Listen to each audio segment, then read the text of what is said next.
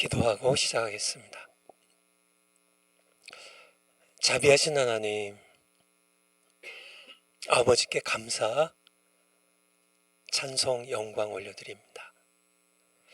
우리가 하나님의 자녀로서 세상 살아가면서 저희들 늘 하나님께서 우리 아버지 되심을, 우리가 전능하신 창조주 하나님의 사랑받는 자녀됨을 늘 감사드리며 또 찬송하며 이 세상을 살아갈 수 있도록 우리에게 믿음을 더해 주시옵소서.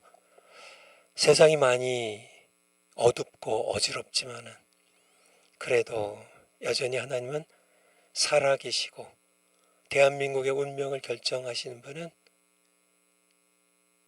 대통령이나 세상의 권력자가 아니라 하나님이심을 저희들이 알고 믿고, 하나님께서 대한민국 반드시 예수 한국 복음 통일 이루 주실 줄 믿고 하나님께 감사드립니다. 이 시간에 저희들 인간론으로 또 함께 이 시간 하나님의 말씀 듣기 원합니다. 성령께서 함께 하셔서 우리로 하나님의 음성을 듣는 시간 되게 하시고, 우리가 피해야 할, 또 싸워야 할 죄에 대하여 우리가 분명히 알고, 우리가 죄악 많은 세상에 살아가면서 우리 자신이 죄에서 승리할 뿐만 아니라 죄의 포로가 되어 끌려가는, 결국 지옥 갈 수밖에 없는 수많은 불쌍한 영혼들을 예수 그리스도의 이름의 권세로 해방시키는, 그래서 예수님 안에서 참 생명을 누리게 하는 그런 그리스도의 군사로 저희들 이 시간 말씀으로 저희들을 무장시켜 주시기를 간구드립니다. 날씨가 많이 추워져서 또 우리의 마음 가운데 북한의 우리 동포들, 우리 이것보다 북한 땅이 훨씬 더 춥고 또 참 긴 겨울이 이어질 텐데 그들 참 먹지 못하고 입지 못하고 땔감도 없고 참 그 추운 곳에서 올겨울 꼭 살아남아서 예수 한국 복음 통일 맛볼 수 있도록 하나님께서 꼭 우리 조국 대한민국 이대로는 되지 않습니다. 하나님 불쌍히 여겨 주시옵소서. 저희들 빨리 우리 북한의 우리 동포들, 그들 굶어 죽지 않고 병들어 죽지 않고 얼어 죽지 않고 정말 그들이 꼭 살아서 빨리 우리 주님 예수님 이름 한 번이라도 들어볼 수 있도록 그렇게 저희들 정신 차리고 빨리 참 자유동의를 이룰 수 있도록 선한 싸움 싸우는 힘을 우리에게 주시옵소서. 아버지여, 우리가 아버지가 계셔서 저희들 감사드리고 반드시 아버지의 때에 이루어 주실 줄 믿고 감사드리며 예수님 이름으로 기도하옵나이다. 아멘. 인간론 지금 공부하고 있죠. 인간론 저기 보시죠. 인간론은 셋으로 단락이 나눠져 있죠. 여러분 기억나세요? 맨 처음에요. 원시 상태의 인간. 그러니까 죄 짓기, 아담이 죄 짓기 이전의 인간, 원시 상태의 인간. 인간이 누구냐? 피조물이다. 하나님의 형상대로 지음을 받았다. 영혼 육으로 창조되었다. 그렇게 원시 상태의 인간. 그리고 지금요, 죄의 지배 아래에 있는 인간. 지금 우리가 죄에 대해서 집중적으로 공부하고 있죠. 아담이, 첫 조상 아담이 범죄함으로 우리의 죄의 지배 아래에 있는 인간. 그리고 이제 12월에 가면 이제 예수님이 오셔서 우리를 죄의 사슬에서 해방시키시고 우리를 자유하게 하시고 이제 은혜 언약 안에 있는 인간 12월에 이제 하고 이제 인간론을 마치려고 하는데요. 오늘은 지난 시간에 이어서 죄에 대해서 우리 파워포인트 한번 올려주실까요? 죄의 책임에 대해서 하나님께 잊지 않고, 당연하죠. 하나님은 어둠이 없는 분이에요. 죄는 이렇게 먼지만큼도 없으신 분이에요. 그러니까 인간에게 있는데 어떻게 인간이 죄를 짓게 됐냐? 지금 시간 때문에 찾아볼 수는 없지만은 지난번에 다 찾아봤습니다. 지난 시간, 저지난 시간에 죄는 누가 시작했어요? 루시퍼가예요. 루시퍼 사탄이, 옛뱀 사탄이 시작했습니다. 이 교만해져서 자기 보좌를 지극히 높으신 하나님만큼 높이고, 그러니까 결국 하나님의 보좌를 탐하는 죄를 범하면서 루시퍼에게서 죄가 시작이 됐는데, 그 죄가 창세기 3장 에덴 동산에서 이제 아담에게로요. 그래서 아담에게 죄가 이제 전염돼서 왔고요. 이제 이동해서 왔고, 아담을 통해서 모든 인류가, 모든 사람이 다 죄인이 되었고, 그래서 우리도, 여러분도 저도 모두 죄인이 되었다는, 저 죄의 책임은 하나님께 있는 것이 아니라 결국은 사탄의 유혹을 뿌리치지 못하고 좀 받아들여서 결국은 인간에게 있다는 그런 말씀을 지난 시간에 드렸습니다. 중요한 성경 구절이니까 아마 우리 로마서 5장 12절 한번 다시 한번 찾아보면 좋겠어요. 로마서 5장 12절. 로마서 5장 12절.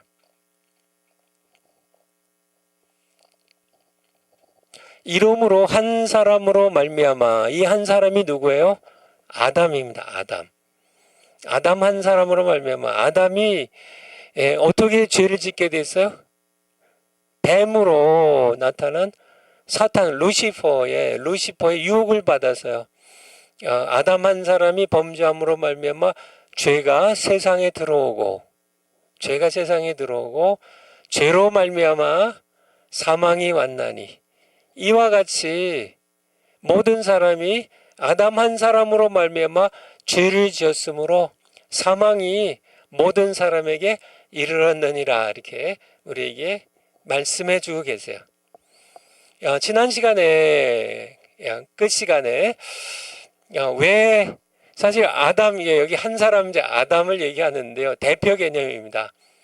사실은 이 사탄이 아담에게 접근하지 않았어요. 누구에게 접근을 했어요? 하와에게. 그래서 그 얘기를 마지막으로 이렇게 말씀드렸는데, 왜 사탄이 아담에게 접근하지 않고 하와에게 접근했을까? 왜 하와에게 접근했을까? 그래서 첫 번째는 하나님께서 창세기 2장 17절 18절에서요, 너는 동산에 있는 모든 나무의 실과를 내 임의로, 내 먹고 싶은 대로 마음껏 먹되, 동산 중앙에 있는 이 선악을 알게 하는 나무, 지식의 나무의 열매는, 선과 악을 알게 하는 지식의 나무의 열매는 내가 먹지 말라. 내가 먹으면 정녕 죽으리라고 하나님께서 계명을 주셨습니다. 하나님의 명령, 계명이죠. 주셨어요. 근데 그 시간에 하와는 없었단 얘기예요. 하와는 18절 이하에 하나님께서 나중에 창조하세요. 그러니까 명령을 아담에게 주셨고, 그래서 하와는 남편에게 이제 하와를 이제 하나님께서 아담의 갈비뼈를 빼가지고 이제 하와를 만드신 다음에 이제 아담에게 데려왔을 때 하나님께서 하와에게 이제 하나님께서 자기에게 했던 것처럼 자기 아내에게 여보 동산에 있는 모든 나무의 실과는 오렌지 나무 뭐 바나나 뭐 사과 뭐 모든 것 다 임의로 먹되, 요 동산에 있는 요 중앙에 있는 선악을 알게 하는 요 지식의 나무 열매는 당신 먹으면 안 돼. 요거 먹으면은 당신이 죽어. 이렇게 하나님의 계명을 자기 아내에게 설명했겠죠. 그런데 이제 이렇게 뱀이 사탄이 두 사람 가운데 하와에게 접근했다는 거예요. 그러니까 하나님의 명령을 직접 받은 아담보다는 남편에게 들은 하와가 더 이제 죄의 유혹에 쉽게 넘어갈 수 있다는 판단 때문에 그랬을 것으로 이렇게 생각이 됩니다. 또 하나는 그러니까 이 사탄의 생각으로는 그러니까 하와를 타락시키면 아담도 따라서 타락할 것을 나름대로 알았기 때문에 하와에게 접근을 했을 것으로 그렇게 생각이 되죠. 우리 디모데전서 2장 11절 고린도후서 먼저 볼까요? 고린도후서 11장 3절 고후 11장 3절 뱀이 그의 간계로 아주 간사한 계획으로 속임수로 하와를 미혹해 한 것 같이 요 뱀이 사탄이죠. 너희 마음이 여기서 하와를 그러니까 이렇게 하와에게 접근했다는 얘기죠. 우리 디모데전서 2장 11절 지난 시간 마지막 시간에 끝 부분에 봤던 구절인데 다시 한번 보겠습니다. 여자는 1절 순종함으로 종용히 배우라. 이제 교회 안에서 여성들은 남편들에게 또 이제 목사님 이제 남자들에게 순종하고 조용히 배우기만 하라는 얘기예요. 12절에 여자의 가르치는 것과 여자가 성인 남성들을 이렇게 가르치는 것, 남자를 성인 남성을 주관하는 것. 그래서 이제 이렇게 상사가 돼가지고 이제 남자들을 교회 안에서 일을 지시하고 하는 것들을 허락지 아니하노니 오직 종용할지니라. 교회 안에서는 조용하라는 그런 말씀입니다. 그런 말씀이에요. 그래서 이렇게 제가 이렇게 청년 시절에 우리 어떤 제가 신학을 공부하기 시작했을 때 어떤 청년이 교회 안에서요, 제가 있던 교회 안에서 그런 얘기를 하는 게 있었어요. 그러니까 이제 여성 안수 문제죠. 그러니까 이렇게 교회 안에서 그러면 여자들은 잠잠해야 되냐? 옛날 2000년 전엔 그랬지만은 지금이 여성 상위 시대고 여성들이 그렇잖아요. 그래서 교사도 하지 말래냐? 그냥 교사 가르치는 거잖아요. 근데 성경에서 말씀하는 거는 자녀들은 가르쳐요, 여성들이. 그걸 금하는 건 아니고 여기서 남자 이렇게 얘기하는 거는 이제 성인 남자들을 가르쳐요. 그러니까 여러분들 그러면은 이제 여러분들 제가 이렇게 목회할 때도 그렇고 이제 요즘도 그렇고 얼마 전에도요 어떤 분이 그러니까 여성들이 목사 안수 받는 것 그거 성경적으로 어떤가요? 그게 성경적으로 허락되는 건가요? 아니면은 그거 이렇게 허락하지 않아야 되는가요? 그러니까 요즘 이렇게 여성 목사 이제 이렇게 장로 목사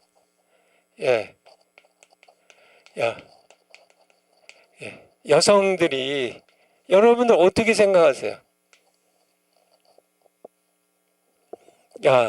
6기 우리 학생들 어떻게 생각하세요? 지금 한번 제가 알고 있기로는 우리 고신 그리고 뭐 이렇게 뭐 침신 뭐 요런 데만 지금 여자 목사님이나 뭐 여자 장로님이 안 계시고요. 다른 교단은 여기 뭐 통합 측이나 뭐 순복음교회도 그렇죠. 뭐 다른 교단들은 뭐 전부 다 지금 전부 다 여자 목사님들 안수하고 여자 장로님들이 다 계시죠. 예, 문제 없습니다 하는 분도 계시고요. 전 별로예요. 별로입니다. 이렇게 세 분이 의견을 표해 주셨는데 여러분들의 의견은 그렇게 중요하지 않아요. 하나님께서 뭐라고 말씀하시냐 이게 중요한 거죠. 우리 다시 디모데전서 2장 11절 다시 한번 보죠. 2장 11절부터 여자는 1절 순종함으로 종용이 배우라. 자 이제 그러니까 교회 안에서 얘기입니다. 지금 교회 관하여 가르치는 거기 때문에 이게 목회 서신이에요. 그래서 이제 여자는 교회에서는 배우기만 해라 조용히. 여자의 가르치는 것과 여자가 성인 남성들 가르치는 것과 남자를 주관하는 거는 여자 목사님이 되시고 여자 장로님이 되시면은 당연히 남자를 주관해야죠. 그렇죠. 남성 여성 가릴 것 없이 여자 목사님도 그렇죠. 뭐 여자들만 모아놓고 설교할 수 없잖아요. 교회에서 여자 남자 이렇게 다 모아놓고 설교도 하고 가르쳐야 되고 또 여자 남자 모두 주관해서 신앙생활을 가르쳐야 되고 주관해서 가르쳐야 되잖아요. 허락지 아니하노니 오직 조용할지니라 이렇게 말씀하셨는데 사실은 제가 산호세에서 목회할 때 제가 켈빈에서 같이 공부했던 전 티칭 과정이 있었고 이제 MDiv 목회학 석사 과정이 계셨던 어떤 한 목사님이 시애틀이 아니라 포틀랜드 이제 캘리포니아에서 좀 북쪽에 있는 그런 오레곤 주에 있는 한 도시인데 거기서 목회하는 분이 아마 그 포틀랜드 안에서 우리 한인 목사님들 사이에서 뭐 이렇게 논쟁이 붙었나 봐요. 이 여성 안수 문제로 그래가지고 제가 이제 조직 신학을 전공했으니까 저에게 이렇게 질문을 하셔가지고 가서 이제 목사님들이랑 이제 목사 안수가 왜 문제냐, 성경적으로 아무 문제가 없다 그렇게 주장한 목사님들과 본인은 이제 칼빈이라는 이제 보수적인 신학교에서 배웠으니까 여성 안수는 아닌데 본인이 이제 어떻게 답을 해야 되냐고 저에게 물어서 제가 아마 이 성경 구절을 그분에게 말씀드리지 않았나 싶어요. 성경이 이렇게 가르친다. 그런데 이제 여성 안수를 주장하는 이제 진보적인 교단에서는 상황 윤리라고 할까요? 어떤 그 시대의 문화적인 특성을 고려해서 하신 말씀이지 시대가 바뀌었으니까 이건 틀리다. 이거는 이제 더 이상 그럴 필요가 없다. 그 시대에는 여성들이 남성들을 가르치는 것과 남자들 주관하는 것을 허락지 않았지만은 요즘 시대에는 시대가 바뀌었다. 그렇게 얘기를 한대요. 그래서 제가 다시 디모데전서 근데 이제 11절 12절에는 이제 여성 안수와 여성이 이제 남자를 주관하는 장로직을 허락지 아니하노니 오직 종용할지니라. 그런데 그 이유가 13절에 나와요. 이 이유가 지금 문화 환경이 그러니까 그렇게 해야 된다 하면은 그 시대에만 그렇게 된 거고요.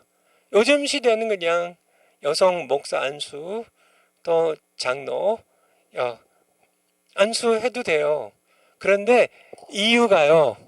그렇게 해야 하는 이유가 여성 목사님과 여성 장로님이 허락되지 않는 이유가 그래서 이제 남자들 가르치고 성인 남성들을 주관하는 목사 장로직에 여성들 허락지 않는 이유가 13절에요. 첫 번째, 아담이 먼저 지음을 받고 하와가 그 후에 지음을 받았기 때문이라고. 이 첫 번째 이유입니다. 이 이유가, 그래서 남자가 먼저 지음을 받고 하와가 그 두 번째, 그 다음에 지음을 받았기 때문에 아담이 하와를 주관하듯이 남자가 목사가 되고 장로가 되고 교회에서 가르치고 또 주관을 해야지 여성들이 하면 안 된다는 게 이게 첫 번째 이유고, 두 번째 이유가 아담이 뱀의 유혹을 아담이 당하지 아니하고 여자가 뱀의 꾀임을 보아 죄에 빠졌음이라. 이게 두 번째 이유예요. 두 번째 이유예요. 그러니까 이 이유는 당시 문화적인 상황 때문에 여성들이 가르치면 안 되고 뭐 목사가 돼서 가르치거나 주관하면 안 되고 그 상황 때문이 아니라 이 두 가지 이유는 시대에 따라서 바뀌는 게 아니에요. 이제 그래서 제가 이제 이 문제에 대해서요. 저 나름대로 이제 최근에 언젠가 한 달 전인가 두 달 전에 한 두 달쯤 됐나요? 어떤 분이 저한테 여성 안수에 대해서 물으셔서 제가 답해드린 거를 아마 오늘 강의를 들으실지도 모르죠. 제가 이렇게 제가 이제 그분께 답드린 걸 그대로 말씀드리면은 첫 번째 일반적인 원칙은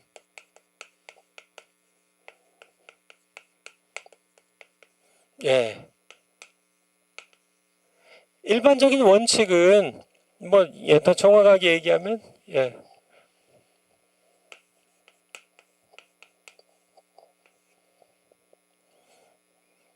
목사가 되고 장로가 되는 일반적인 원칙은 남성이 되는 겁니다.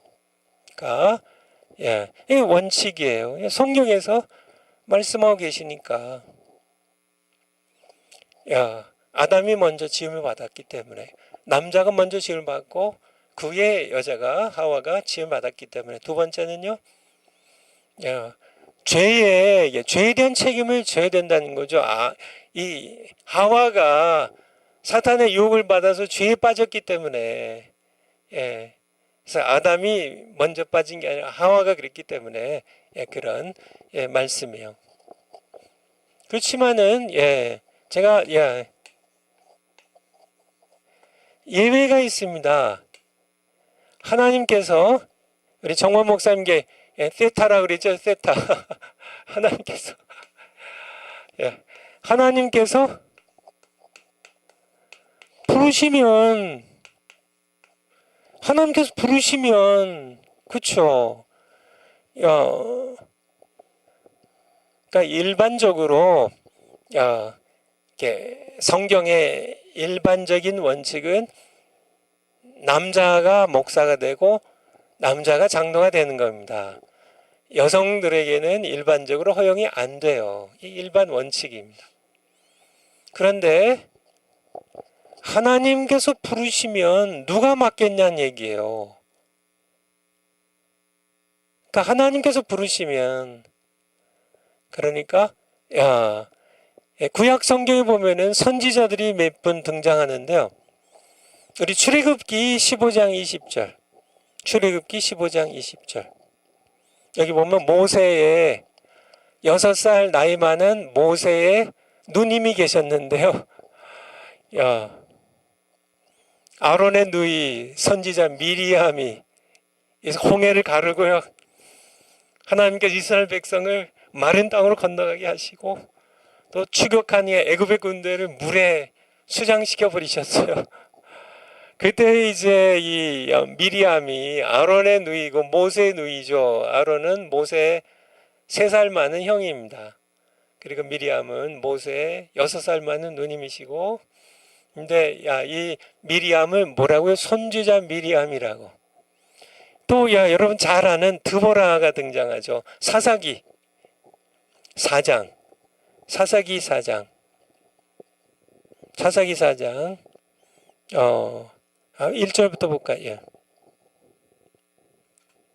예, 하나님께서 이제 사사 시대예요. 이제 사사들을 계속 씌우시는데 이제 가나안 땅의 야빈이라는 그런 왕의 손에 이제 이스라엘 백성들이 계속 범죄하니까 이제 고통을 당하게 하셨어요.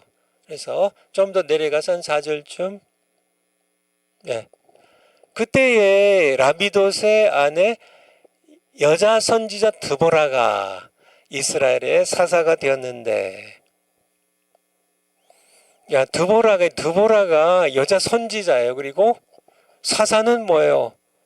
이스라엘의 사울 왕이 이제 첫 이스라엘 왕이 되어서 왕정 시대가 되기 전에 사사는요, 일종의 왕이고 재판관이었어요. 통치자였습니다. 자치라고 이제 영어 번역은 그렇게 하죠.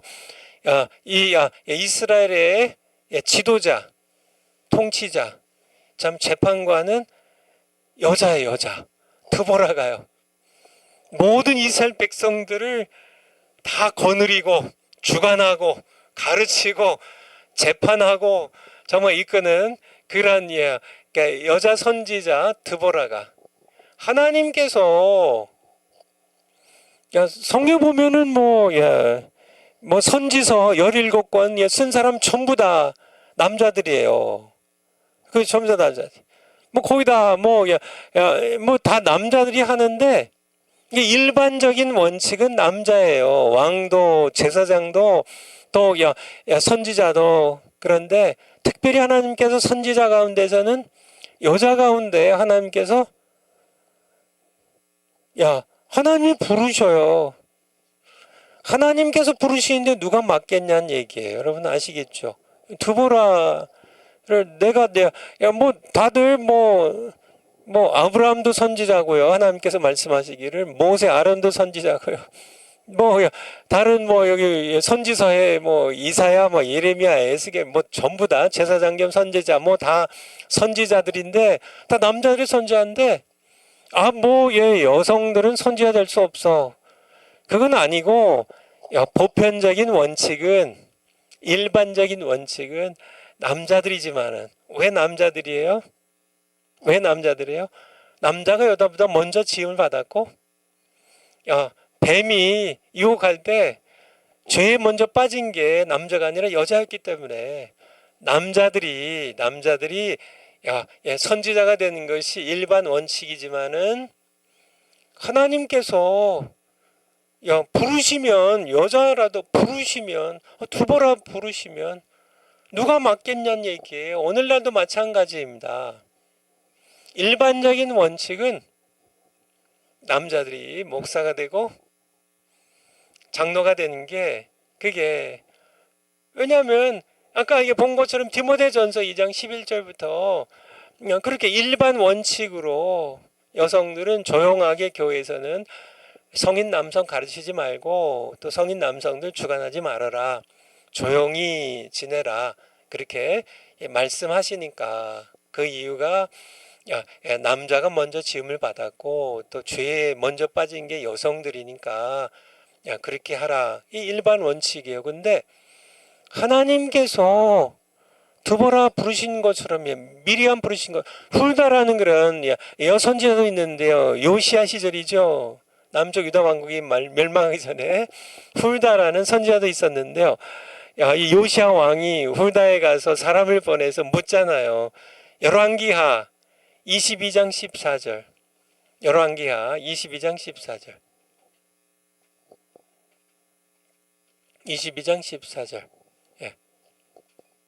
이에 제사장 힐기야와 또 아히감과 악볼과 사반과 아사야가 여선지 훌다에게로 나아가니 이게 요시야 왕이 이들을 보낸 겁니다. 가서 좀 우리 유다 왕국이 어떻게 될지 한번 물어라. 왕이 여자 선지자를 인정한 거예요. 왕이요, 요시야 왕이 제사장 힐기야와 이게 대제사장 힐기야와 자기의 중요한 이 사람들을 보냈어요. 누구에게요? 여자에게요. 훌다에게. 근데 여자가 누구예요? 여자 선지자.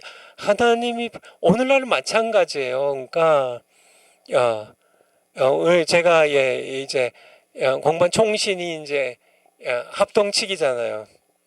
고신 이제 고신 측이 또 있고요. 뭐 이런데 이렇게 여성 목사 안수를 아직 허락하지 않고 있어요. 일반 원칙에 맞습니다. 그냥 여성 목사, 여성 장로를 일반화 시켜가지고 이제 뭐 남자고 뭐 여자고 다 괜찮다, 다 상관없다. 다 여자 목사 다 정말 다 되고 다 뭐 신학 졸업하면 다 목사 안수 받고 그죠? 교회에서 부르심 받으면 다 이제 여성 장로 다 하고 뭐 이렇게 풀어버리는 거는 비성경적입니다. 일반 원칙을 깨트리면 안 돼요. 일반 원칙을 깨트리면 안 됩니다. 성경에 말씀하고 계신데 성경에서 왜 여성이 목사나 장로가 되지 않아야 되는지, 교회에서 조용하고 또 순종해야 되는지 성경에서 말씀하셨으면 순종해야지. 당신들이 뭔데?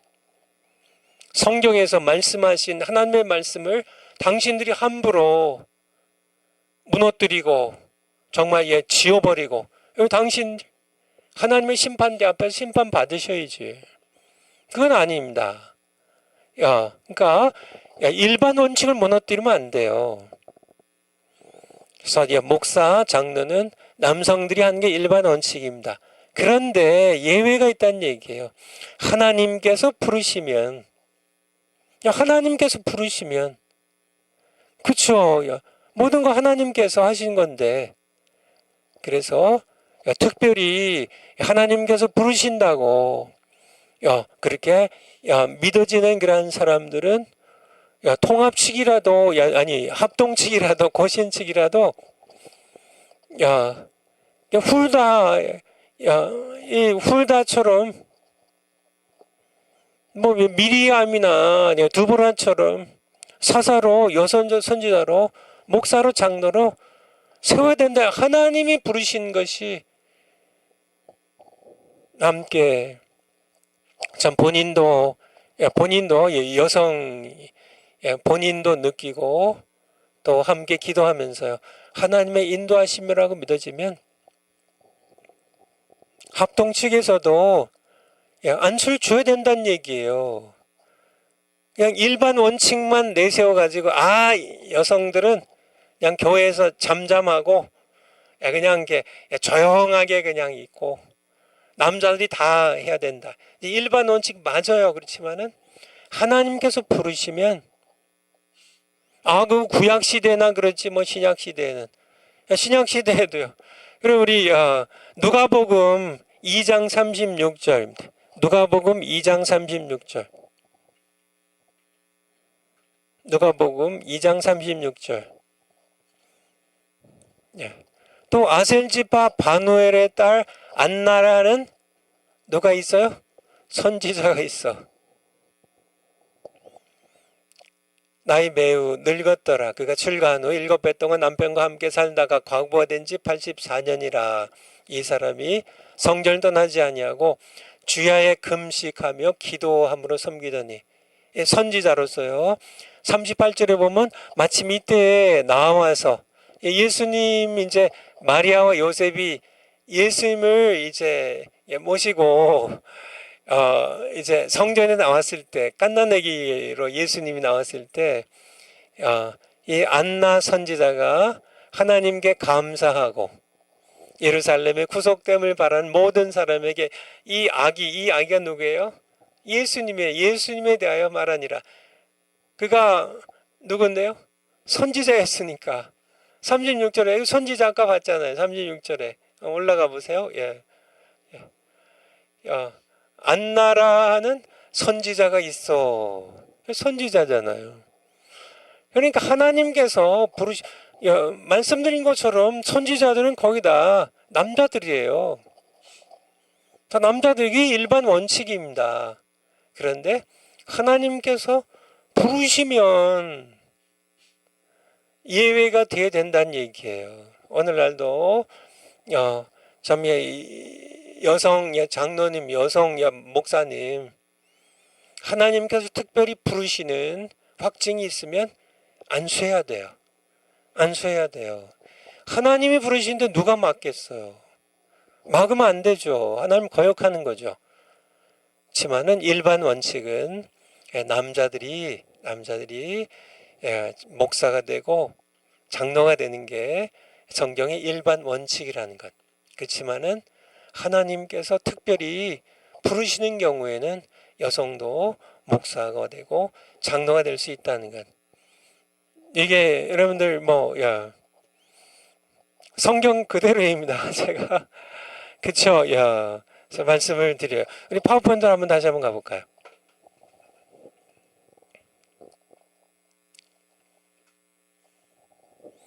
그래서 리을 사탄이 하와에게 접근한 이유는 아담이 아니라 왜 하와에게 접근했냐? 첫째, 하와는 하나님의 명령을 남편을 통해 간접적으로 들었고 창세기 2장에 하나님이 명령을 내리신 다음에 하와는 창조되었어요.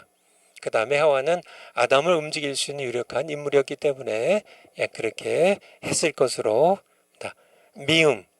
하와는 인류의 첫 여성으로 세상에 죄가 들어오는 실제적인 통로가 되었지만 사실은 죄가 아담을 통해 아담을 통해 죄가 세상에 들어오고 우리가 로마서 5장 12절 했는데 사실은 아담이 아니라 하와를 통해서 사탄 뱀에게서 하와에게 그리고 하와를 통해서 아담에게 아담을 통해서 아담의 모든 후손들에게 두 사람의 후손들에게 죄가 들어오게 되죠. 그래서 사실은 세상에 죄가 들어오는 최초 통로가 된 게 하와입니다. 실제적인 통로가 되었지만 또한 임신의 고통과 해산의 수고를 통해 세상에 구원을 가져오는 통로가 되었다. 이게 무슨 말씀이냐면 우리 창세기를 한번 가보죠. 창세기 3장 15절. 창세기 3장 15절. 창세기 3장 15절. 내가 너로 여자와 원수가 되게 하고 또 너의 후손도 여자의 후손과 원수가 되게 하리니 여자의 후손은 네 머리를 상하게 할 것이요 너는 그의 발꿈치를 상하게 할 것이니라 하시고 이 말씀 기억해 두세요. 그러니까 정말 이렇게 인류를 구원하는 여자의 후손 여러분 정모 목사님 통해 설교 많이 들으셨으니까 여자의 후손이 누구예요? 단수입니다. 한 분이에요. 예수 그리스도시죠. 여자의 후손이 사탄의 정수리를 깨뜨리셔가지고 인류를 구원하는데요. 하는데 뱀 너는 그의 여자의 후손의 발꿈치를 상하게 할 것이니라. 그렇죠. 십자가상에서 예수님을 정말 못으로 받고 창으로 찌르지만은 다시 부활하기 때문에요. 예수님께서는 발꿈치 정도 상하는 정도지만은 뱀은 십자가 사건을 통하여 머리가 깨져요. 여자의 후손과 뱀의 이제 대결이 2000년 전 갈보리 언덕 십자가상에서 이루어지는데요. 그런데 그러니까 메시아가 여자를 통해서 태어난다는 얘기예요. 이게 중요한 겁니다. 이걸 기억해 두시고 16절 또 여자에게 이르시되 내가 네게 잉태하는 고통을 크게 더하리니 네가 수고하여 자식을 낳을 것이며 하나님께서 죄를 이제 벌 주시는 거거든요. 뱀을 먼저 하나님께서 벌을 주시고 그 다음에 여자에게 벌을 주시고 이게 벌이에요. 여자에게 죄를 이제 처음 이제 짓게 되는 여자에게 벌을 주시는데 잉태하는 고통을 크게 더하리니. 그래서 여성들이 남자들을 이렇게 아기를 낳지 않으니까. 근데 여성들은 이게 고통을 크게 더하셨어요. 하나님, 이게 벌입니다. 여자의 첫 조상인 하와가 죄를 범했기 때문에 이 여성들에게 내리는 벌이죠. 잉태하는 고통을 크게 더하고, 그리고 두 번째, 수고하고 자식을 낳을 것이며, 이제 연결된 내용이고요. 또 하나는 너는 남편을 사모하고 남편은 너를 다스릴 것이니라. 아까 디모데전서 2장 11절부터 본 내용이 바로 이 내용이에요. 이 내용이에요. 남편은 너를 다스릴 것이니라. 너는 조용히 배우라고. 그리고 남편을, 그러니까 장성한 어린아이들은 가르치죠. 청소년 가르치죠. 그렇지만은 장성한 남자는 가르치지 말라고. 오히려 장성한 남성들이 너를 다스릴 것이니라. 여성들을 다스리는. 그래서 여기에서도 일반 원칙은요, 남자들이 목사와 장로가 되는 것이 일반 원칙이에요. 왜요? 여성들이 먼저 죄를 지었기 때문에 남편은 너를 다스릴 것이니라. 아시겠죠? 교회 안에서 남자들이 다스려야 돼요. 남편들이 여성들을 다스려요. 그래서 남자들이 목사와 장로가 된다고. 근데 여기서 이제 잉태하는 고통의 이 얘기인데요. 또 수고하고 자식을 낳는 것. 그래서 잉태를 하고 출산을 하면서 큰 고통과 수고를 해야 되는 이것에 대하여, 이게 벌이지만은 사실은 이게 이제 여자가 죄를 지었기 때문에 하와에게 하나님 주신 형벌이지만은, 그래서 고통이, 이렇게 아기 낳다가 옛날에는 많이 죽었죠. 오늘날도 이제 큰 고통 속에 이제 아이를 이제 10달 동안 배에 또 이제 갖고 있어야 되고, 또 이제 큰 이제 산통을 치르면서 해산의 고통을 당하며 자식을 낳는 것. 이것이 사실은 하나님의 형벌은 그의 사랑하시는 백성들에게는 사실은 은총의 통로이기도 하다는 것을 우리가 배워야 되는데요. 아까 봤던 디모데전서 2장 아까 11절부터 봤는데요. 한번 다시 한번 보죠. 어떻게 연결되는지. 여자는 1절 순종함으로 조용히 배우라. 12절에 여자의 가르치는 것과 남자를 주관하는 걸 허락지 아니하노니. 아까 창세기 3장에서 내 남편이 너를 다스리겠다고. 너는 남편을 사모하고 그는 너를 다스릴 것이라고. 그래서 다스린다는 건 그러니까 남자가 여성들을 가르치고 주관하고요, 다스리고, 또 여성들은 이제 가르침을 배우고 또 순종해야 될 것을 말씀하고 계신데요. 13절에 첫 번째 이유, 14절에 두 번째 이유, 15절입니다. 15절. 그러나 여자들이 만일 정절로서 믿음과 사랑과 거룩함에 구하면 그 해산함으로 구원을 얻으리라. 요 구절이죠. 그 해산함으로 여성들이 이제 정절을 지키고요, 남편에 대해서 정절 지키고 믿음과 사랑과 거룩함으로 살아가면 그가 아기를 해산함으로 구원을 얻으리라. 아까 창세기 3장에서 너는 이렇게 이제 자녀를 갖는 그 임신의 고통과 자녀를 낳는 수고를 통해서 자녀를 얻으리라, 그렇게 하셨는데, 자녀를 해산함으로 구원을 얻으리라. 이게 이제 창세기 3장과 통하는 말씀이에요. 형벌이 아까 뭐였어요? 내가 그러니까 이제 자녀를 갖고 이제 잉태하고 출산하는데 큰 고통과 수고가 따를 것이다. 그래서 내가 이제 자녀를 이제 잉태하고 또 출산함을 통하여 내가 구원 얻을 것이다. 그렇게 해서 그 해산으로 말미암아 구원 얻을. 그렇다면은 여러분들 아기 못 낳는 여성은 구원 못 받나요? 여기 해산함으로 정절 지키고 믿음 사랑 거룩함에 거하면 그 다음에 이제 아기를 잉태하고 해산함을 통하여 구원 얻으리라. 아기 못 낳는 여성들은요. 결혼하기 전에 그런 죽는 여성들은 그럼 구원 못 받나요? 전부 지옥 가야 되나요?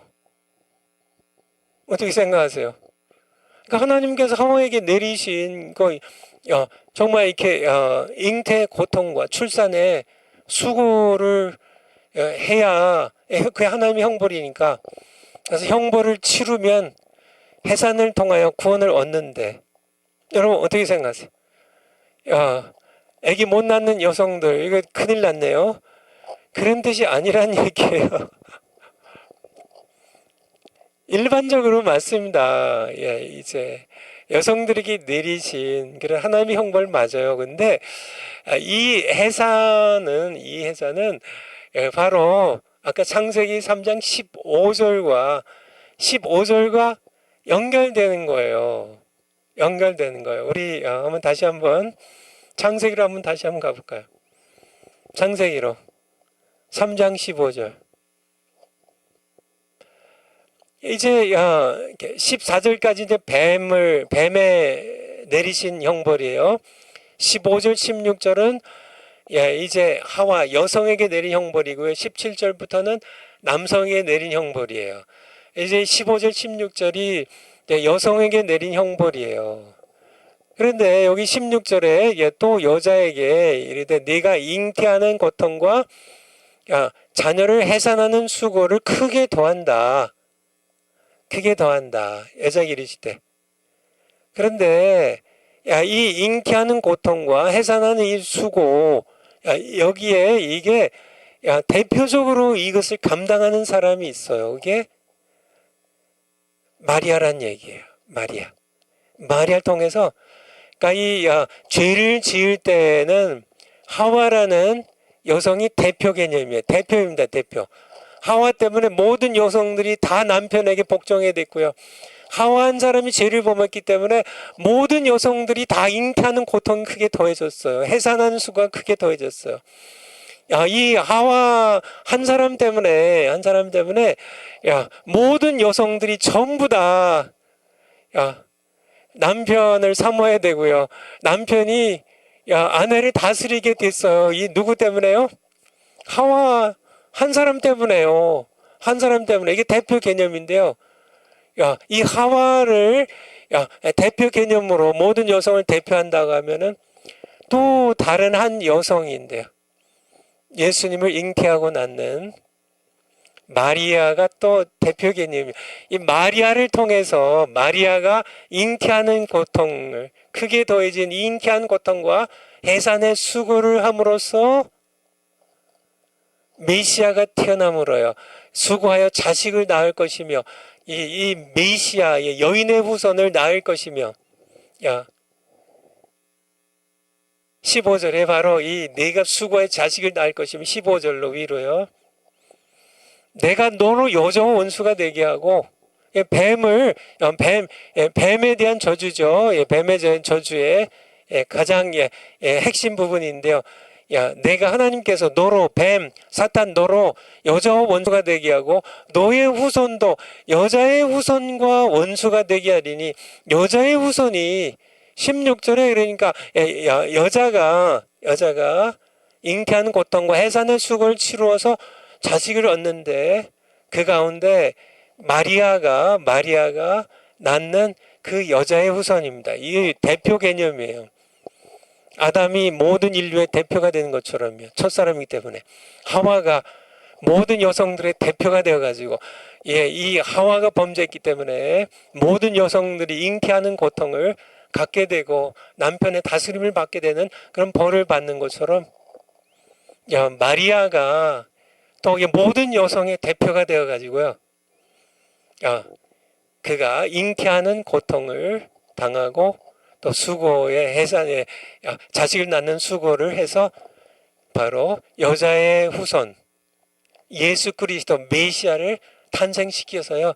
여자의 후손과 뱀이 원수가 되고요. 여자의 후손 메시아 예수님이 뱀 너의 머리를 깨뜨리고요. 너는 그의 십자가에서 발꿈치를 상하게 할 것이니라. 이것이 여러분들 이해가 되시죠? 이거를 정확하게 말씀해 주신 성경 구절이 신약 성경에서 갈라디아서 4장 4절 갈라디아서 4장 4절 갈라디아 4장 4절 때가 참에 하나님이 그 아들을 보내사 여자에게서 나게 하시고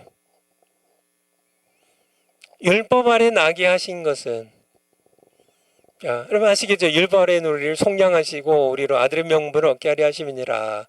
여기서 하나님께서 그의 아들을 보내사 4절요. 누구에게서 나게 하셨어요? 여자에게서 나게 하시고 이 여자가 누구예요? 마리아죠. 모든 여성들의 대표입니다.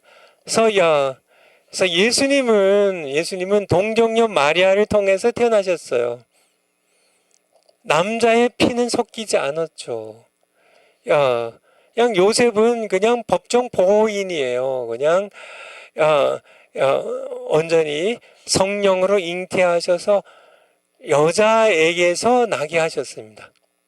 여자에게서 나게 하셨어요. 이것이 모두 이제 연결이 되는 겁니다. 이 여자 동정녀 마리아가 잉태의 고통과 해산의 수고를 하는 것을 통하여 여자가 해산을 통하여 구원을 얻으리라가 디모데 전서 2장에서 우리가 보았던 것처럼 15, 16절에서 보았던 것처럼 15절 아기를 낳지 못하는 여성도 구원을 받아요, 못 받아요? 받아요. 대표 개념입니다. 바로 동정녀 마리아가 메시아를 이제 아들로서 잉태하고 또 출산했기 때문에 여인의 후손을 이 땅에 태어나게 했기 때문에 하나님께서 그의 아들을 이 여자에게서 참 해산의 잉태의 고통과 해산의 수고를 거치게 해서 여자에게서 나게 하셨기 때문에 이 해산을 통하여 모든 여성들이 예수님을 믿으면 전부 구원을 얻게 됨을 그래서 모든 여인들의 구원의 길을 열어주신 그런 말씀이 여기에 담겨 있는 것입니다. 파워포인트 그 다음 거예요. 오늘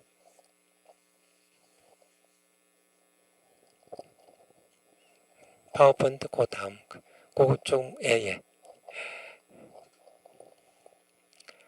오늘 뒤에 제가 썼는데요. 가장 치명적인 죄. 여러분들 가장 치명적인 죄 그게 뭘까요? 거기에 있는 것처럼 교만입니다. 교만. 여러분들 그러니까 이 교만은 이렇게 뭐 여러 가지 특성이 있어요. 이 교만이. 그러니까 제가 산호세에서 목회할 때 제가 한 30년 목회하면서 이 치명적인 7가지 죄, 영어로 보통 Seven Deadly Sins라고요. 보통 7가지요. Deadly, 이게 dead 죽었다는 거죠. 치명적인 죽음을 가져오는 이 7가지 치명적인 죄 이게 제가 기억난 대로 하면은 탐욕,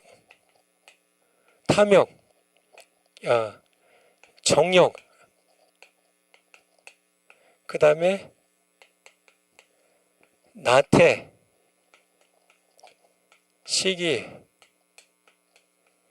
분노, 그 다음에 여기에 여러분들이 잘 생각 안 나겠지만은 탐식이 들어가요. 이렇게 7가지가 중세 시대의 교회 지도자들이 가장 치명적인 죄입니다. 치명적인 죄를 이렇게 7가지를 들었어요. 근데 그 중에 가장 치명적인 죄가 교만이라고.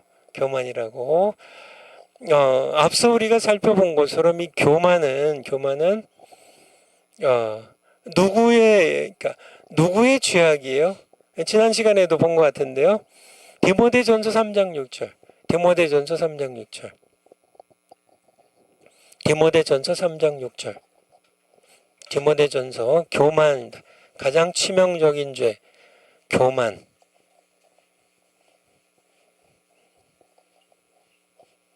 치명적인 죄, 교만.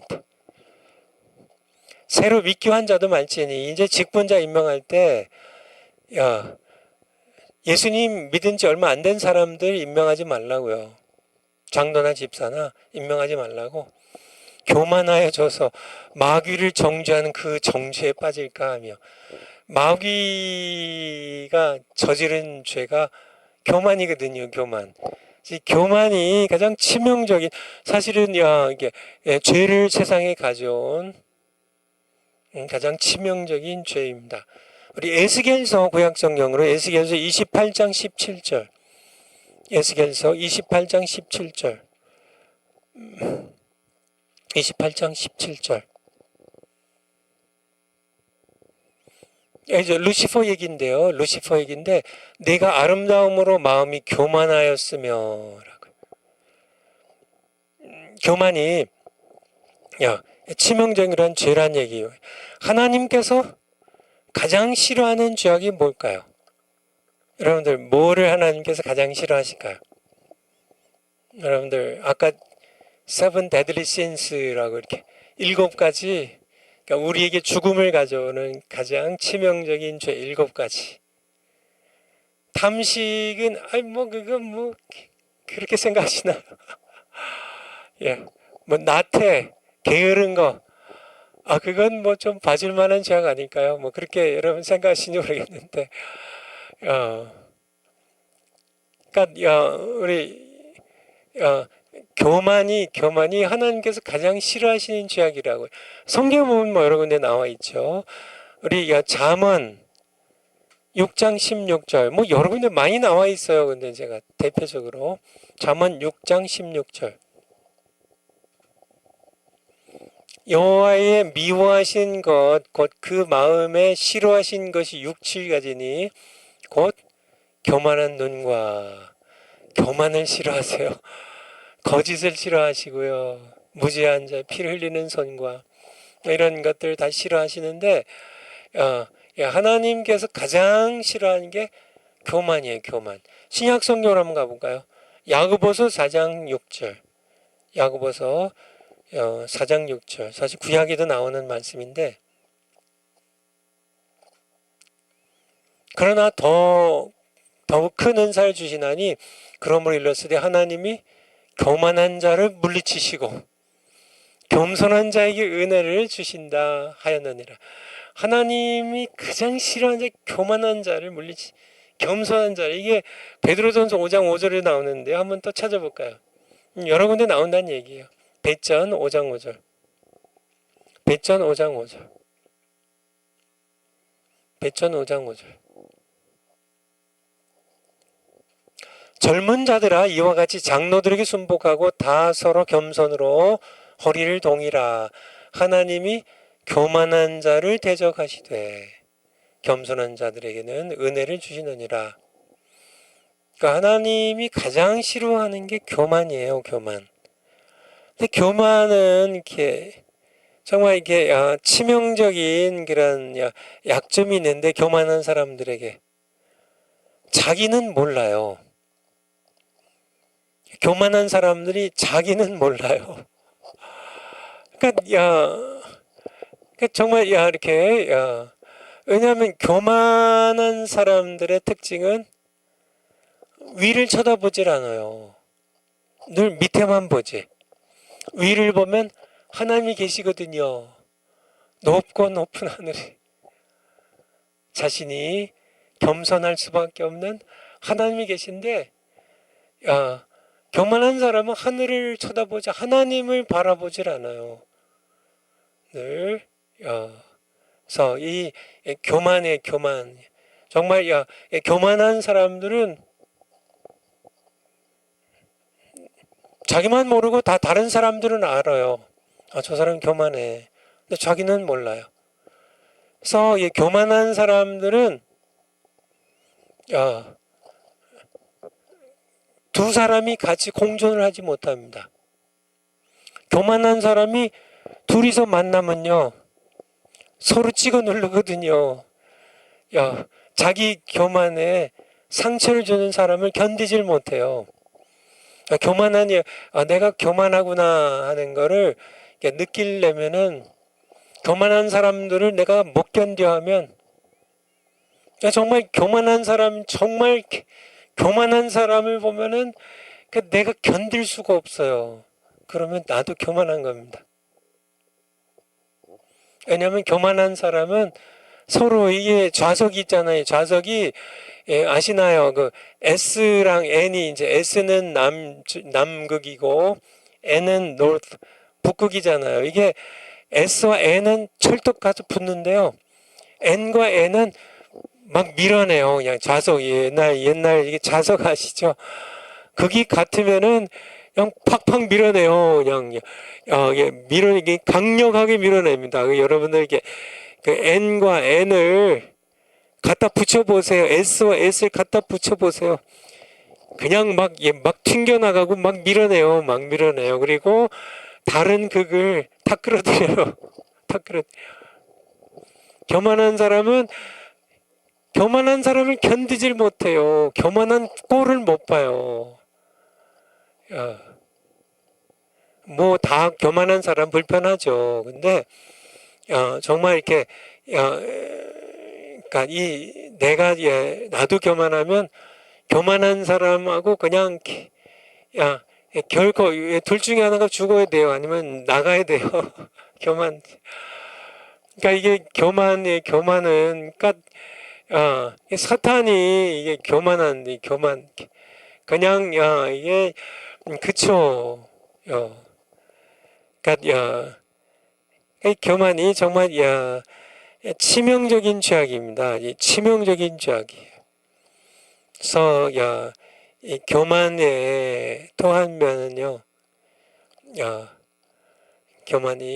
교만한 사람들은 그러니까 위를 쳐다보지 않는다고요. 하나님은 쳐다보질 않아요.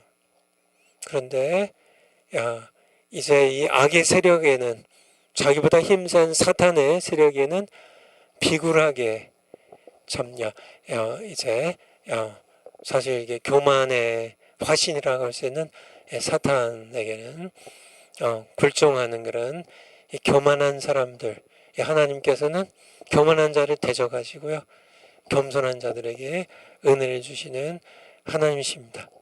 그래서 요즘 세상을 포스트 모더니즘이라고 하거든요. 모더니즘이 이제 현대주의인데요. 현대이즘, 현대주의인데요. 포스트는 지났다는 얘기예요. 현대가 이렇게 아주 고대, 중세, 근대, 현대, 이렇게 역사가 이렇게 점점 가까이 오잖아요. 고대는 옛날 옛적에 하고, 중세가 이제 고대는 이제 1000년, 2000년 전에, 또 한 1000년 전에 중세, 그 다음에 근대, 최근 이렇게 200~300년, 그 다음에 현대까지 왔니. 지금 현대인데, 현대가 또 시대가 바뀌었는데, 현대 다음에 뭐라고 붙일 게 없어서 그냥 후기 현대라고 해야 되나요? 포스트 모더니즘. 그러니까 현대가 지난 시대, 그런 뜻이에요. 이 시대의 가장 특징이 뭔지 아세요? 교만이에요, 교만.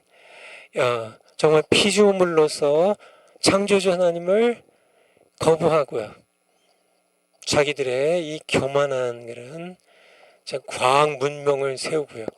인간의 지성이 최고조의 바벨탑처럼 쌓아진 이 시대에 인간이 교만하게 하나님을 거부하고요. 교만이죠. 교만한 사람들. 하나님을 없다 하면서 자기들이 왕이 되고요. 자기들이 세상의 최고인 것처럼 하나님께서는 그런 자들을 대적하십니다. 겸손한 자에게 은혜를 베푸신 하나님이시죠. 파워포인트 다음 거.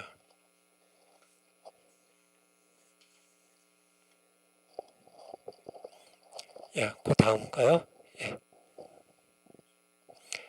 죄의 결과는 사망이다. 다 아시는 내용입니다. 창세기 2장 17절에 내가 이 나무의 열매를 먹으면 정령 죽으리라고 말씀하셨고요. 로마서 6장 23절에 죄의 삭은 사망이요 하나님의 은사는 그리스도 예수 안에서 영생이니라. 그렇죠. 죄의 삭은 사망, 죄의 결과는 사망입니다. 아담으로 말미암아 죄가 세상에 들어왔고요. 아담의 후손인 우리 모두가 다 죄인이 됐어요.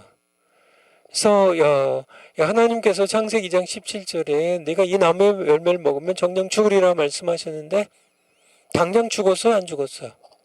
당장은 안 죽었죠. 그렇지만은요, 사실은 죽었어요. 영적으로 죽었어요. 영적으로 죽었어요. 그리고요, 신체적으로 또 죽어요. 창세기 5장에 보면 아담이 이렇게 셋을 낳고 몇 살 살다가 죽었고 향수하고 죽었고 계속 이제 셋이 이렇게 계속 죽었고 계속 얘기하고 계시죠. 신체적인 죽음입니다. 그리고 가장 무서운 죽음은 둘째 사망이죠. 둘째 사망.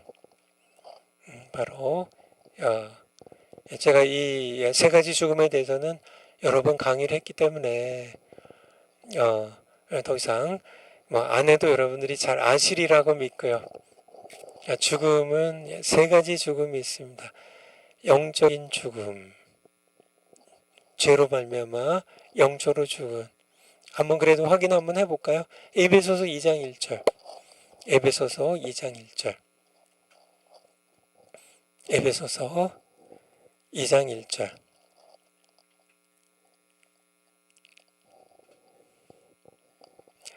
너희의 허물과 죄로 죽었던 너희를 살리셨도다. 여기서 이 사망은 어떤 죽음이에요? 영적 죽음이에요. 영적 죽음. 영적 죽음. 영적 죽음이 있어요. 또 하나는 신체적인 죽음이 있는데요. 우리 창세기 5장 5절부터 한번 볼까요? 창세기 5장 5절. 창세기 5장 5절. 창세기 5장 5절. 그가 930세를 향수하고 죽었더라. 8절에도 보면요. 그가 셋이 912세를 향수하고 수를 누리고 죽었더라. 그렇게 11절에도요. 에노스가 또 905세를 향수하고 죽었더라. 이게 신체적인 죽음이에요. 그러면 둘째 사망은요. 이게 세 가지 죽음이 있는데 하나는 영적 죽음. 죄 때문에 하나님과의 관계가 끊어져서 죽는 영적 죽음. 두 번째는 이 몸뚱이가 죽는 신체적인 죽음. 세 번째는요. 둘째 사망입니다. 이건 영원한 죽음이에요. 영원한 죽음. 지옥 가는 영원한 죽음이에요. 죽음. 요한계시록 20장 14절. 요한계시록 20장 14절. 사망과 음부도 불못에 던지우니 이것은 둘째 사망 곧 불못이라. 15절에 누구든지 생명책에 기록되지 못한 자는 불못에 던지리라. 14절에 이 불못에 들어가는 게 둘째 사망이에요. 사망과 음부도 불못에 던져집니다. 죽을 수가 없어요. 불못 자체가 사망이 불못에 던져지니까 불못에서 그냥 영원히 사는 겁니다. 그래서 우리 파워포인트를 한번 그냥 제가 설명하죠. 죽음이 세 가지인데요, 그렇죠? 영적 죽음이 있고 신체적 죽음이 있고요. 둘째 사망이 있는데 전에도 제가 두어 번 설명드린 것처럼 사망의 의미는 죽을 살자에게 망한다는 건데요. 죽어서 망한다는 건데 이건 성경적이 아니에요. 사망의 의미는 성경적인 의미는 분리입니다. 분리되는 거예요. 사망은 죽어서 망하는 게 아니고 분리되는 겁니다. 이게 죽어서 없어지는 게 아니에요. 분리되는 겁니다. 영적 사망은요, 죄로 인하여서 하나님과 내가 분리되는 거예요. 신체적인 사망은요, 몸과 영혼이 분리되는 게 신체적인 사망이에요. 둘째 사망은요, 내가 하나님으로부터 영혼이 분리되는 겁니다. 이게 가장 치명적인 거죠. 그죠? 이 분리입니다. 떠나는 거예요. 떠나는 거. 그래서 내 영혼이 몸을 떠나는 것. 이게 신체적인 사망이에요. 분리. 사망의 의미는 분리예요. 분리라는 건 사망의 개념을 여러분들이 분명하게 알아야 돼요. 분리입니다. 분리되는 거예요. 그래서 그러니까 예수님께서 이 땅에 오신 목적은요, 이 분리를 다시 죄로 인하여 분리된 이거를 회복시키기 위해서, 그래서 화목제물이라고 부르는 거예요. 예수님께서 속죄 제물이 되셔서 죄로 인하여 분리되는 하나님과 나의 관계를 다시 화목하게 하는, 회복시키는, 예수님이 오신 목적은 이 분리를 이게 이제 다시 분리되었던 신체적인 죽음을 통해서 몸과 영혼이 분리되었던 거를, 이 분리를 회복시키는 게 부활이에요.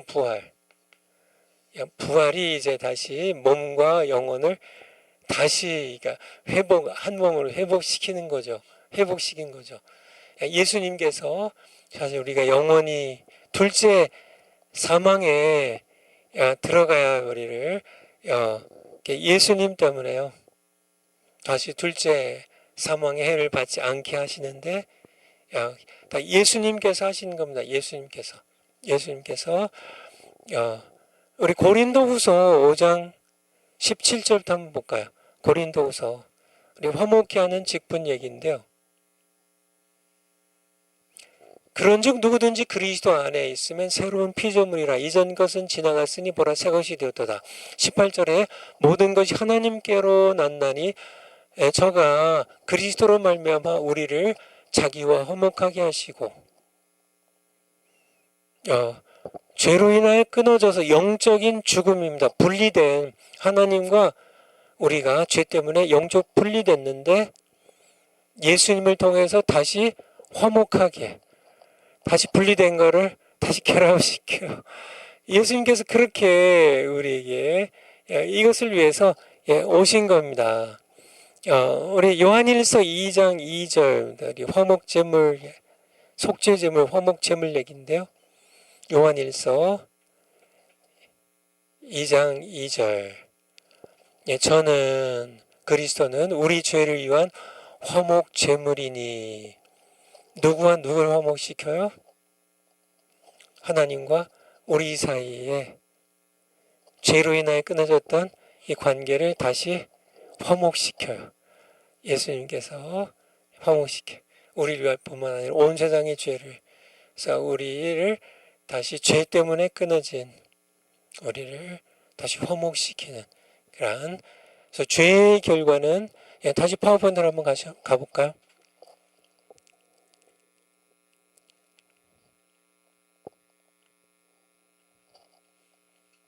예. 그래서 죄의 결과는 사망이에요. 죄의 결과는 사망입니다. 그런데 그러니까 죄의 사망의 의미는 분리고요. 이 분리된 죄로 인한 분리된 이것을 다시 이제 회복시키기 위하여 예수님이 오셔서 속죄제물과 화목제물이 되셔서 우리를 다시 하나님과 우리의 관계가 화목하게 회복되게 하셨다는 그러한 얘기입니다. 파워포인트 오늘 마지막 파워포인트. 예. 지난번에 우리 죄 파괴력에 대해서 했었죠. 죄 파괴력에 대해서 여러분들 죄 파괴력에 대해서, 그러니까 예, 기억나세요? 죄는 유전된다, 전염된다. 죄와 싸워보지 않은 사람은 죄와 그 파괴력을 알지 못한다. 예, 그렇게 여러분들, 예, 죄 파괴력이, 그러니까 여러분들 그러니까 지금 이렇게 그냥 쉽게요. 지옥불의 원료가 뭔 것 같으세요? 지옥불이 영원히 불타고 있는데 연료가 있어야 되잖아요. 이게 모든 거는 연료가 있어야 됩니다. 그렇죠? 여기 난로를 떼려면은 석탄이나 전기 난로는 전기가 있어야 돼요. 이게 연료가 있어야 돼요. 산불이 제가 이렇게 목회했던 산호세는 캘리포니아주에 있는데요. 캘리포니아주만 해도 산불이 한 해 겨울에 막 수백 건씩 산불이 나요. 큰 것들은 막 서울만한 면적을 다 불태우기도 하는데 이 산불이 나려면 뭐가 있어야 돼요? 연료가 있어야 돼요. 연료가 그냥 우거진 나무들, 뭐 숲을들 이런 것들이 다 연료거든요. 지옥도 불타려면요 연료가 있어야 되는 거 아세요? 연료가 지옥불은 뭐로 탈까? 이게 그냥 제 생각에는 이게 성경적으로 성경에 나와 있진 않지만은 제가 인간론을 이제 이렇게 강의하고 또 죄에 대해서 이렇게 제가 강의하면서 제게 느껴지는 거는 지옥이 불타는 연료는 죄의 파괴력에 대해서요. 죄에 대해서. 그러니까 요즘도 뭐 세상이 지금 뭐 캄보디아의 미얀마 국경지대 여러 이렇게 태국과 국경지대 범죄 이런데 사실은 그러니까 죄악이 불타는데 이게 죄악이 불탄 겁니다. 거기에 조폭들 사기 여러 그 범죄 집단들이 막 사람들을 이제 막 미끼로 유혹해가지고 사람들을 가둬놓고 이렇게 사기 전화들 하게 해가지고 막 돈을 하고 하는 이게 여기에 연료가 뭔지 아세요? 전부 죄예요, 죄. 죄가 없으면 그런 죄악이 이렇게 죄가 없으면 악이 불탈 수가 없어요. 세상을 불태우는 것이 이게 죄입니다. 세상을 불태우는. 지옥을 불태우는 것이 죄라는 연료 때문에 사실 그렇죠. 지옥이라는 것이 죄가 없었으면 지옥이 필요 없거든요. 죄인들을 벌하기 위해서 하나님께서 만든 데가 지옥인데요. 지옥불은요. 죄 때문에 불타는 거, 죄가 연료라는 그런 말씀을 드리는 거예요. 그러니까 파괴력에 제가 그러니까 이렇게 자동차를 누가 하나 줘가지고 굴리는데요. 자동차에 제가 전에 한번 자동차가 고장이 나가지고 이제 이렇게 견인차를 불러가지고 이제 고친 데 갔더니 이 고친 사람이 한참 저길 보더니 제 차 안에 있는 이렇게 영수증을 이렇게 보더니 이 차에 뭐 넣냐, 휘발유 넣냐, 경유 넣냐고. 제가 갖고 있는 차가 경유차거든요. 제가 깜빡 잊어버리고 휘발유를 버려가지고 차가 고장이 났던 겁니다. 차가 움직이려면 연료가 있어야 돼요. 지옥이 움직이고 지옥이 불타려면 연료가 있어야 되는데요. 죄라는, 네, 여러분들 미국의 중국의 항공모함은 이거는 완전히 형편없는 짝퉁 항공모함입니다. 이 중국, 이거는 중국은 글쎄요, 여기는 중국의 항공모함에는 뭐 경유 같은 걸 넣나요? 근데 미국의 항공모함은요, 원자로로 움직입니다. 원자력 항공모함이에요. 제가 이렇게 찾아보니까 이 미국 항공모함의 이제 니미츠급이라 그러네요. 그러니까 이제 그런 항공모함에 몇 년 이게 원자력의 원료를 몇 년마다 넣으면 될까요? 아니, 이 거대한 게 뭐 엄청나게 뭐 이렇게 거대한 이 항공모함인데요. 거기에 뭐 군인들이 5천 명씩, 그쵸, 뭐 제가 알기로는 5천 명씩 타고 다니는데요. 이걸 움직이려면은 이제 휘발유나 경유를 넣는다 그러면은 얼마를 넣어야 될까요? 그냥 뭐 일주일도 못 쓸 거 아니에요. 아무리 많이 집어넣어도. 이 중국의 이 항공모함이 이게 별 쓸모가 없다는 게 멀리 못 나가나. 뭐 일주일 쓸까요? 한 달을 쓸까요? 근데 미국의 원자력 항공모함은요, 몇 년이 아니라 26년을 주기로 원료를 넣는데요. 연료를 넣는데요. 26년 주기로. 30년 넘게 주기가 있는 것도 있대요. 그러니까 26년 동안 연료를 한 번도 안 넣고도 태평양, 대서양을 다 왔다 갔다 하는 겁니다. 지중해를. 그리고 거기에 무슨 뭐 다 식사, 뭐 비행기 뭐 다 이렇게 뭐 띄우고 뭐 이게 하는, 그러니까 26년 동안. 그러니까 원자력이 대단한 거죠. 원자력의 파괴력보다 죄의 파괴력이 더 크다는 얘기를 제가 이렇게 좀 장황하게 드렸습니다. 지옥이 영원히 불타는데요. 원자력으로 불태워도 뭐 30년마다 지옥의 연료를 하나님께서 교체해야 되시는데, 그게 아니라 죄라는 이 연료는 영원히 불탄다는 얘기예요. 제가 이 얘기를 드리는 겁니다. 죄의 파괴력이, 사람들이 죄의 파괴력을 몰라요. 죄 때문에 그냥 인생이 다 완전히 망치는데요. 자기만 망치는 게 아니라 가족 다 망치고 뭐 그냥 전부 이렇게 망치는데, 히틀러 한 사람의 죄악 때문에 600만의 유대인들이 학살을 당하고 뭐 2차 세계대전에 그냥 수백만 명씩 그렇게 전쟁터에서 죽고 민간인들이 죽고, 뭐 이게 죄가 얼마나 정말 원자력보다 훨씬 더 파괴력이 있다는 걸, 죄를 경솔히 짓지 말자는 이 말씀을 드립니다. 기도하고 마치겠습니다.